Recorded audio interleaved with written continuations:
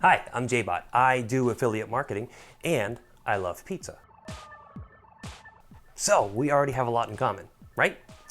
One of the best tracking platforms, Bino, asked me to make an intro to affiliate marketing video to introduce the topic, since there still seems to be a lot of question marks surrounding it. Why me? As I said, because I like pizza. So Binome and I also have a lot of things in common already. Now, while I did argue with them that having hot girls in bikinis would probably make the videos more exciting, they said they couldn't quite squeeze it into their budget, so for now, it's just me. Anyway, I've been doing this affiliate marketing thing for a few years now, and I keep getting the question from people, what is affiliate marketing? It's taken me a long time to work it out, but I'm pretty sure it goes like this: making lots of money online. Okay, might be a little bit vague. Let's go into some more detail. There's approximately a bajillion different ways to make money on the internet, but they all come down to selling the thing to the person equals the money. That's basic sales and marketing. The actual transaction is the easy part. Convincing the person A that the thing B is amazing and will infinitely change their lives for the better is the slightly more challenging part. Now, for normal sales and marketing, you'll need the thing to sell. But what if you don't have the thing? Well, you could make your own thing, but it's a lot of hard work to create it and possibly maintain it. Or for most of affiliate marketing that we're going to talk about here, you don't even need to worry about having the thing. You only need to tell the person about the thing. And that's pretty much what affiliate marketing is: selling other people's the things to the person for them. You got that? As one famous affiliate marketer said, it's like bounty hunting. You see, a lot of other people already have the thing, which we can call their offer, that they'd like to sell more of. From paid dating sites to insurances and mortgages and solar panels and porn and online games. So they offer a bounty to anyone who can persuade people to buy them. If you can sell their offer, then you get the bounty. And that's really the basics of affiliate marketing. So bounty hunters. Not necessarily Mandalorian, but you get the idea. However, it gets even better. Like I said before, you don't even need to sell the thing or offer. We can just find people who might be interested in buying the offer. Finding people who want to buy something is hard, but if you persuade someone to try a product for free, they're more likely to buy it later. Unfortunately, it's not exactly easy to persuade people to try things on the internet, even if they are free. And that's where an affiliate comes in. As an example, many businesses are willing to pay a fee, or a bounty, for trial registrations. In other words, for getting people to sign up for a website for free. And that's known as a CPA, or cash per action, or cost per acquisition. I've heard both. Either way, it's you getting paid for getting some action on the offer. If you can make advertisements that persuade people to sign up to a website that's paying a bounty like that, you can make a lot of money. Now, there are hundreds of examples of how to do this, but I've always liked this one. Jimmy has a dating website. He gets money from his users, but he wants to make his business bigger. So he wants more new people to sign up all the time. So Jimmy offers a free trial for his cool dating site. But he still has to find potential users and persuade them to sign up. He's busy enough running his site, so Jimmy offers a bounty of $3 to anyone who can persuade a user to sign up to his site. Sebastian, the affiliate, hears about this and thinks he can persuade people to sign up to that site. But where does he get those people from? Well, that's where Natalia comes in. Natalia runs a huge advertising traffic source. A traffic source has lots of traffic for sale that anyone can upload their ads to. Basically, her site has thousands of website owners who sell advertising space on their websites to make money. Sebastian buys advertising space from Natalia, makes some great advertisements that attract the attention of Natalia's site's users, and sends people who click on those advertisements to Jimmy's dating site. Quite a bit of those people sign up to Jimmy's site, and Jimmy pays Sebastian $3 every time someone signs up.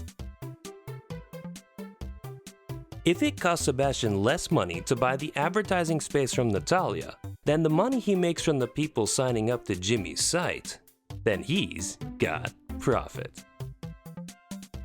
Now, for our affiliate Sebastian to make good money, he's going to have to convince more than 1 or 2 people a day.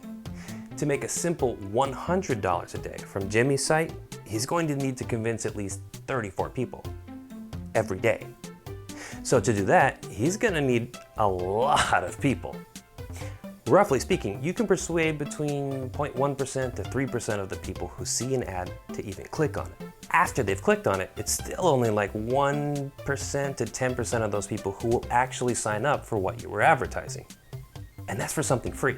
If the offer costs actual money to buy, you'll see more like 0.5% to 2% of people signing up for it. And that's after clicking through the ad. That means that for every conversion, the person that signed up for the offer that you get, you'll have shown your ad to about 50,000 people or more. So where do we get all those people from? Traffic sources are where we find all these people, and there are many, many of them. Some of the most common sources of traffic include running a big successful website which you own and can put ads on, using search engine optimization, or SEO, to get organic visitors from web searches to a website that you own. This basically means getting free traffic from people who are doing searches on Google and other search engines. The way to get that traffic is by creating lots and lots and lots of specific content related to what you think people are searching for. For example, I can get free how to make a garden traffic by creating a blog with lots of gardening articles and tips. If the articles are good and optimized to get good results, I'll get lots of free visitors. Then I can sell stuff by linking to good offers or by selling advertising space. SEO, search engine optimization, is still a very valid way of getting free traffic, but it takes a lot of work and a lot of time. And time is money. So we can always speed things up by just paying for it, such as paying the owner of a website to let you place ads on their site. One step further, paying an advertising network, commonly called advertising traffic source or traffic source for short, to let you place ads on hundreds, thousands, bajillions of sites that they manage ads for. This can also include paying for ads within a mobile app or other software that's supported by advertising. For now, we'll focus on paying for ads. There's a lot of it out there. It can be surprisingly cheap. And as long as you make more money than you're spending for your traffic, you can scale up to huge revenues. Examples of specific advertising traffic sources are social network traffic, like Facebook, Instagram, YouTube, Twitter, and even Pinterest. Search engine ads, which are pay-per-click, like the text ads you see when searching on Google or Bing. Pops and push traffic, like propeller ads and ZeroPark.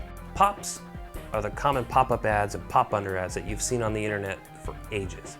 They're typically very cheap and very annoying, but they work. Push ads are web push notifications which users subscribe to. These have actually been around for some time, but they only really took off these past few years because of the Android platform, which uses push notifications natively on mobile devices that appear as normal notifications to the user. Display and native ads like Taboola, Outbrain, Google Display Network.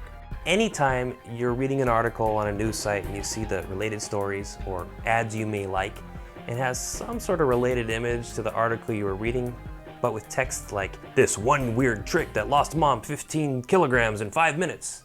That's usually a native ad. Display ads are actually very similar to native ads in their distribution to thousands of websites, but they still contain old school typical banner sizes and formats, which are specific to individual sites. Email via newsletters and autoresponders. And adult traffic, which really deserves its own category.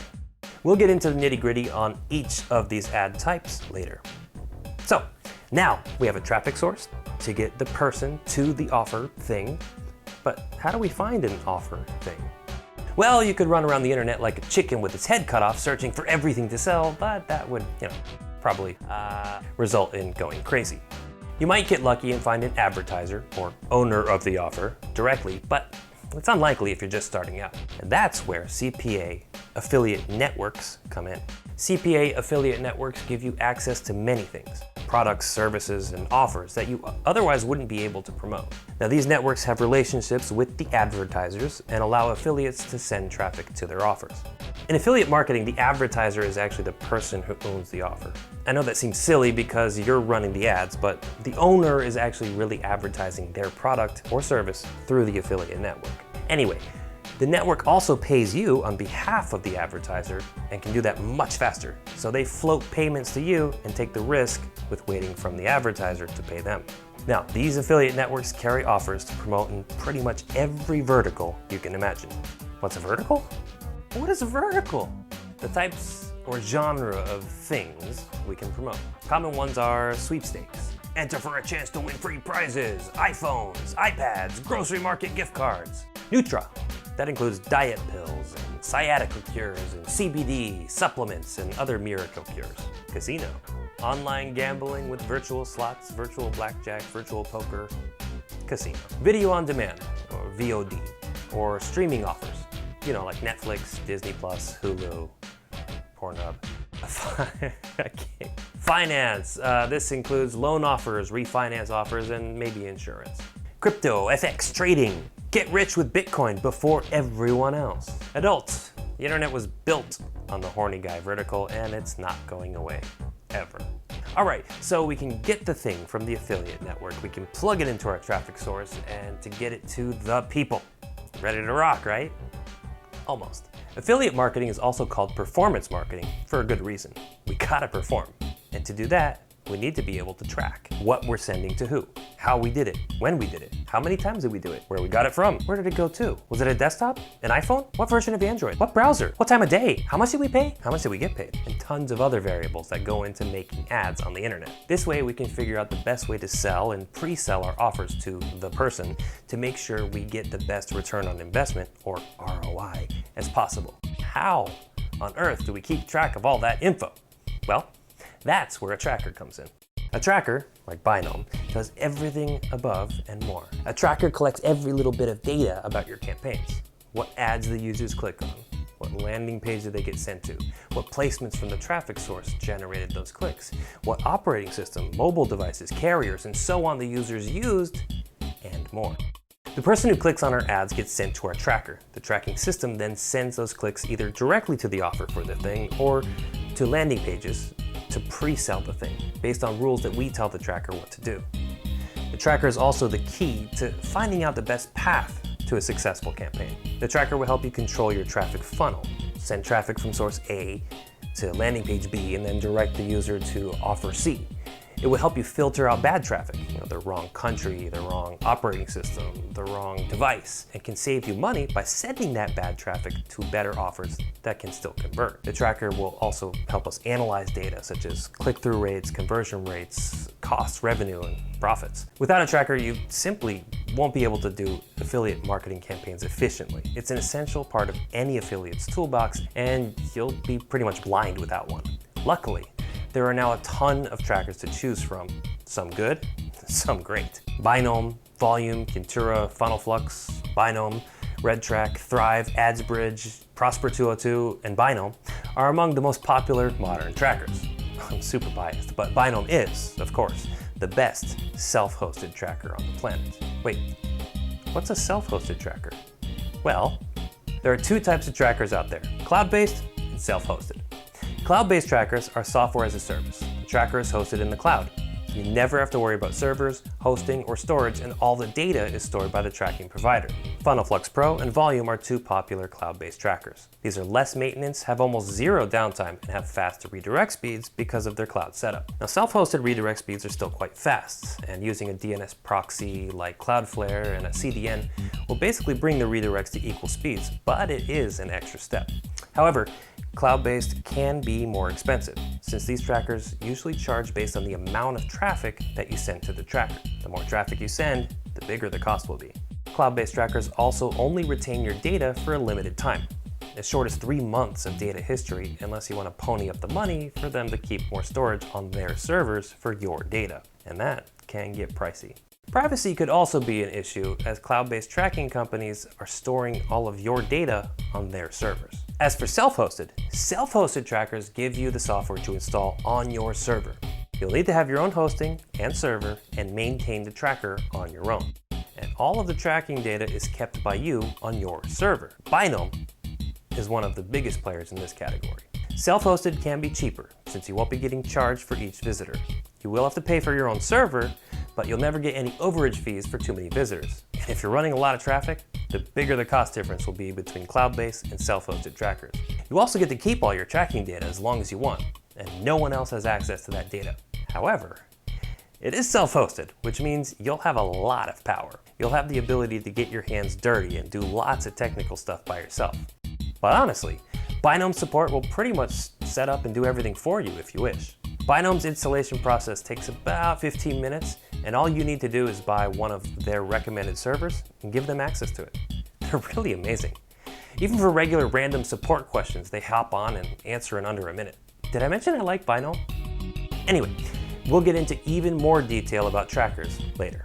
All right, so now we have the traffic source to get the person to our tracker and our landing page, and then send to the offer thing on the affiliate network in order to get as many conversions and profits as possible. And that's what affiliate marketing is. Simple, right? Okay, it's anything but simple, but hopefully that gives you a much better idea than you had before.